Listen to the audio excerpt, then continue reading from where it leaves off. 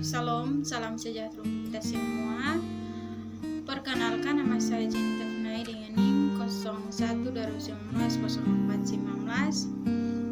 dari kelas L semester 5 Prodi PAK atau Pendidikan Agama Kristen. Saya mahasiswa dari Institut Agama Kristen Negeri Kupang atau dikenal dengan IAKN Kupang. Nah, pada kesempatan kali ini saya membuat video ini untuk memenuhi salah satu tugas mata kuliah Kepemimpinan Kristen tentang mendefinisikan kepemimpinan Kristen dalam konteks teologis, pendidikan, budaya, ekonomi, politik, dan sosial. Kepemimpinan Kristen dalam konteks teologi secara umum dapat kita lihat dalam pertumbuhan atau perkembangan gereja di lingkungan sekitar, di mana Kristus sendiri sebagai kepala gereja yang berperan untuk menunjuk seorang yang dipilih untuk melayani jemaatnya melalui seorang pendeta yang memiliki fungsi untuk melayani serta mempengaruhi seluruh jemaatnya untuk mencapai tujuan hidup yang makmur dan tentram di dalam kasih dan ajaran Kristus. Secara khusus atau pribadi, kepemimpinan Kristen dalam konteks teologis ini ialah suatu pengajaran Kristus yang patut dipelajari oleh seorang pemimpin yang memiliki peran penting bagi seorang pemimpin yang memiliki fungsi untuk mengajarkan dan serta meneladani ajaran Kristus dengan kasih yang bertujuan untuk menjadikan semua orang dalam mengajarkan kasih Kristus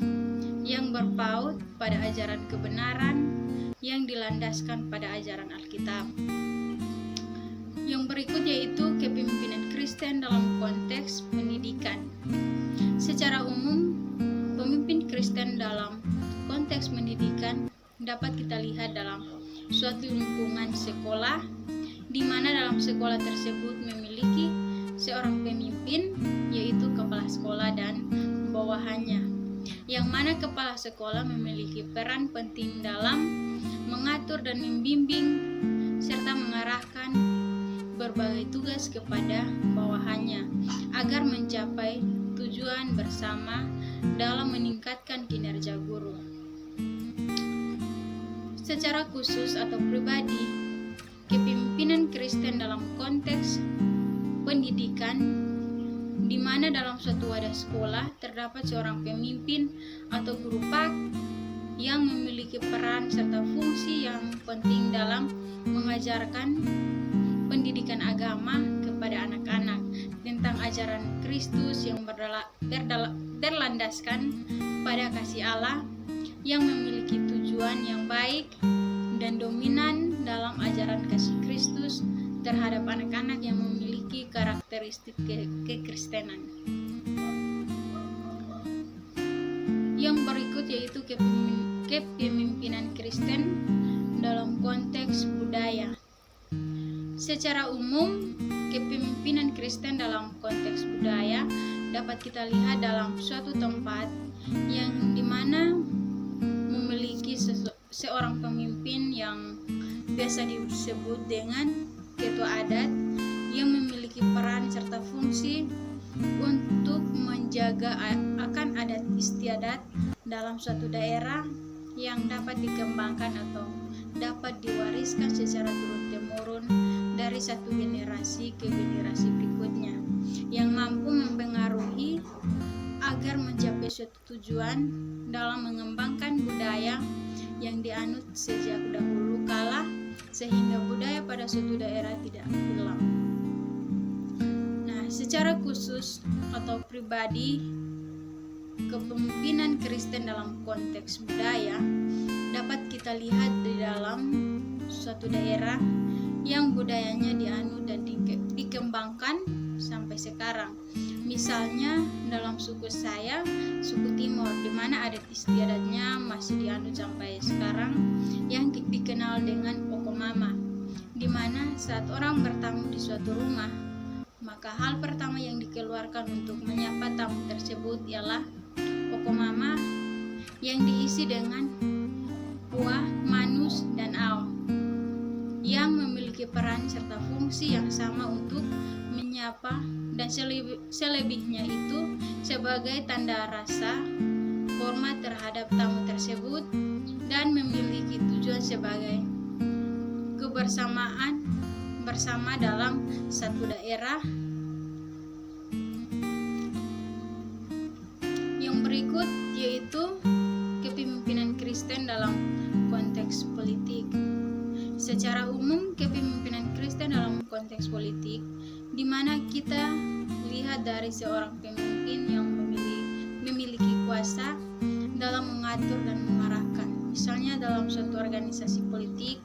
dalam suatu negara, yang memiliki peran untuk mempengaruhi suatu organisasi politik yang baik dan memiliki fungsi untuk mengatur jalannya suatu politik dalam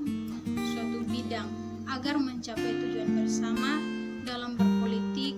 yang baik dan berlandaskan pada kebenaran.